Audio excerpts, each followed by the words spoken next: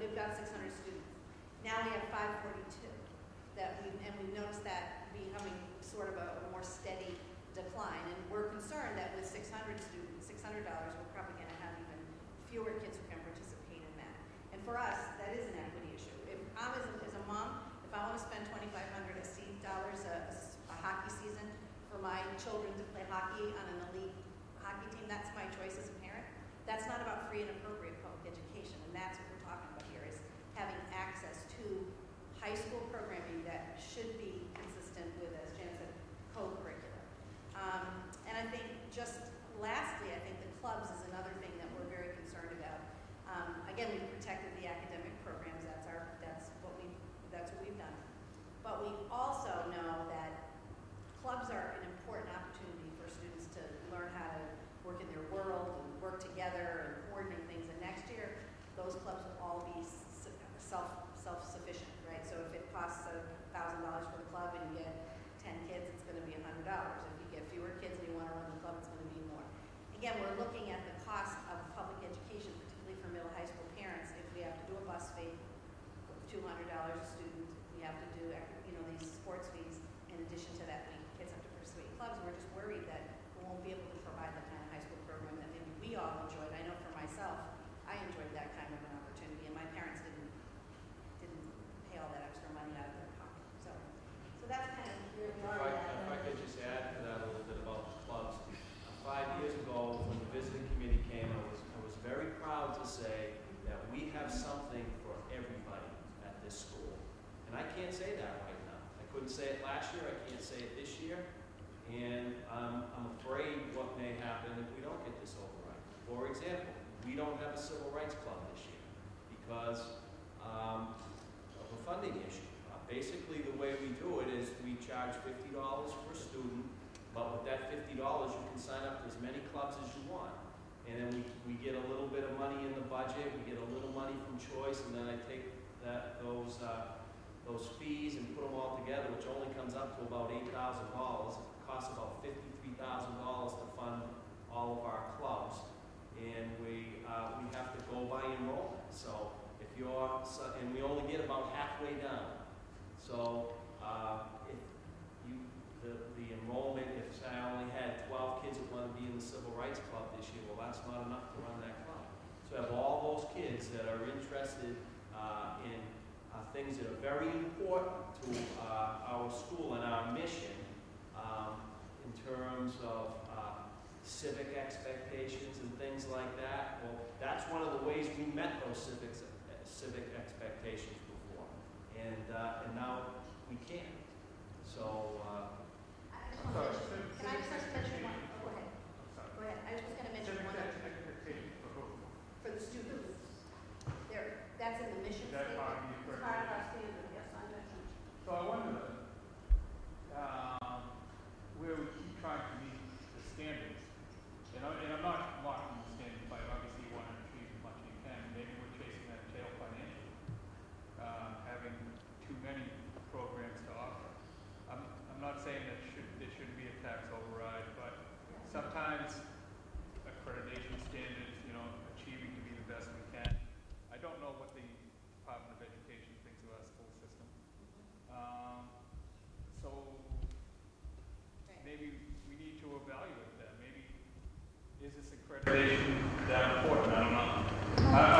And I speak from a parent that knows nothing about education. Excuse me.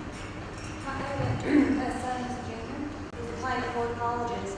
All 4 of them have as a requirement is an accredited high school. The accredited high school is required. It must be accredited or they will reject us.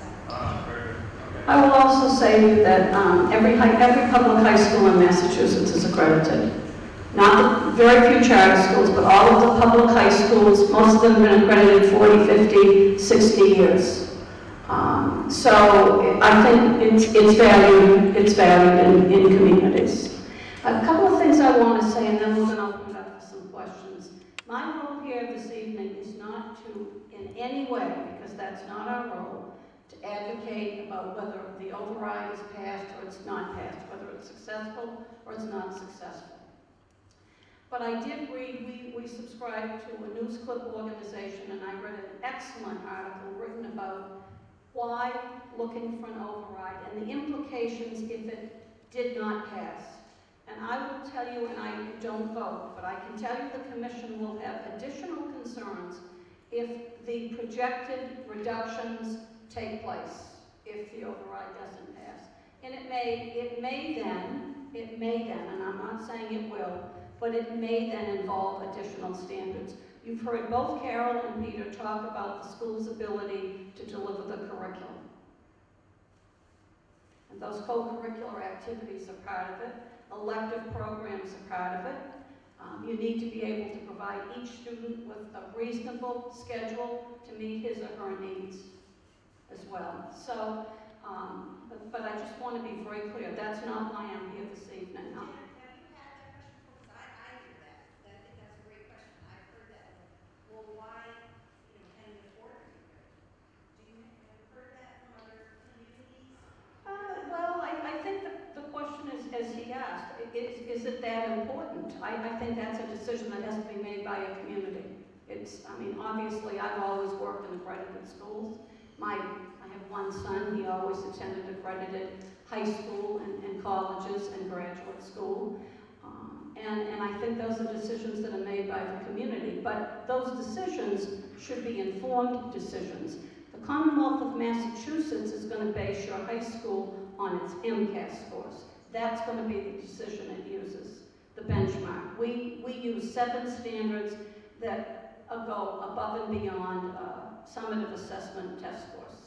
But they certainly have ways, and the school, every high school in Massachusetts, every school system has to submit annual reports to the Department of Education.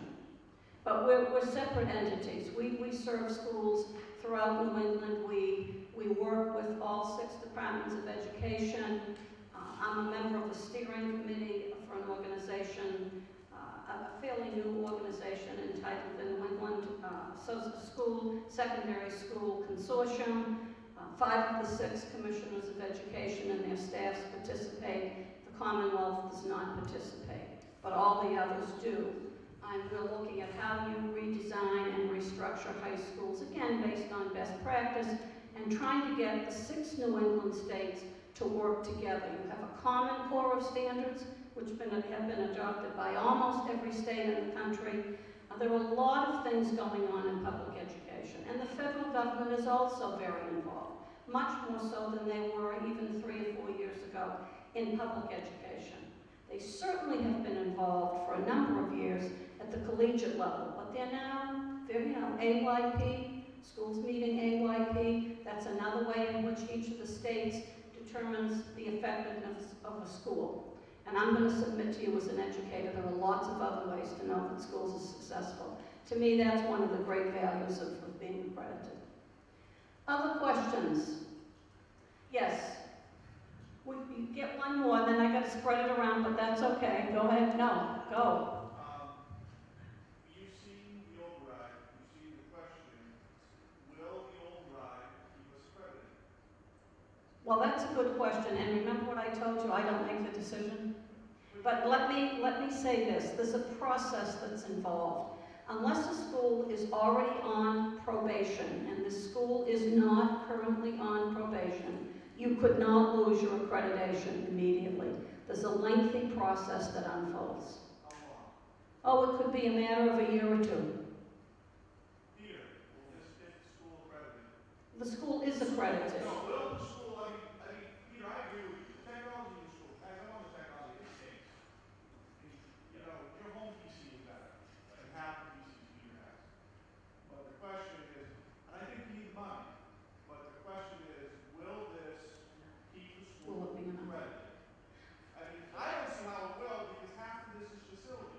Well, in the short term, and that's a very good question. In the short term, I would expect that the Commission would certainly commend the fact that an override, if it were passed, was in the short term reasonable progress. But keep in mind that we're talking about the potential of building an elementary school that would be open in 2015. You've got a generation of high school students who are going to live in this high school as it currently is with the same grade structure. I don't know what the resolution to that's going to be. That's, again, those are community decisions. I've been here for 10 years. We've gone through 4 recommendations for grade schools. It isn't happening in 2015. So, Peter, will this, I mean, how can you even think this is gonna, you know, we're using this as a scare to get people to vote for an override. Is the override too low? Because That's always our big fear of it, but that is, I mean, I can say that for myself, but I speak for myself. That is not the case. In fact, one of the things we clearly stated was that the only way we usually put forward an override is if we could honestly link every single thing in the override to something that we need. We've said in every session I've ever sat in, that we're not losing our accreditation skills. We worry about slipping to probation. That's what we're concerned about, because that's a public process. That goes up on their website, people, that's public. Right now, our warning status is amongst us as a community. But the one test that you use, most of the stuff is facility. Right. That's an improvement from 2015. Exactly, and what I think Jan said to the board of selectmen was that until the facility issue is resolved, now, then it's gonna be, if we're lucky, we're keeping it on warning, but we may go to probation. Yeah, a school isn't going to stay on warning for a 10-year cycle. It's not a lifetime status. So, again, that's a commission decision, but the school could at some point be placed on probation. But there's going to have to be a definite plan, timeline, and funding, just like that guideline says. So to just follow that up on what Red is saying, so let's say next year, the school, the town of Georgetown decides that it's going to support a building project. And it's gonna pay the money up, you know, it's gonna be ready. Is that enough? Let's say the best case scenario, an override passes and a school debt exclusion happens, right? Even though the building's not gonna open till whatever, 2015. But we know it's going to be there. That's sufficient. We know that that is reasonable progress. That is It's a long term, it's a long haul, but that's progress. Would you be able to get off of warning? No, until all issues are resolved, a school remains on warning or probation. And the likelihood of removal of warning would not be the scenario. Yes, other questions?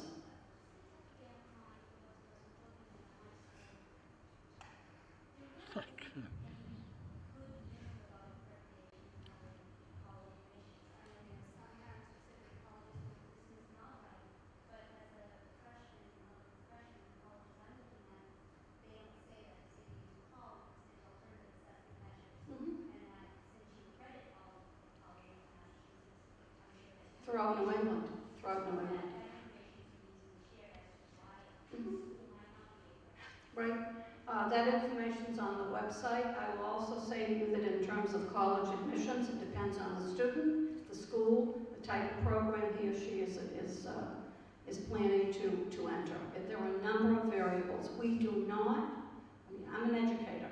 I'm also a parent. And I've worked for the association for a long time. I'm always troubled when it appears that students are punished because of issues with accreditation.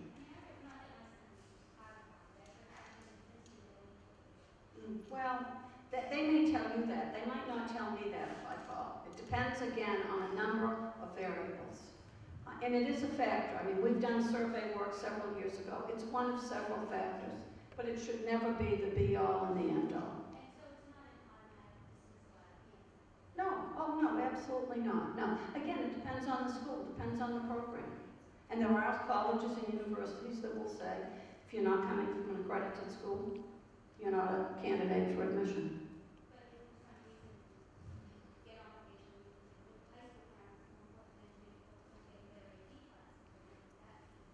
It could be, and remember, not all colleges accept AP credits either, so that's another whole thing.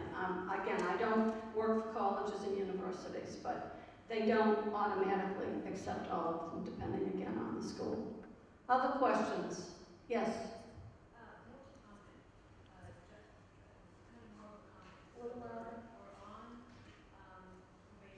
You're on warning.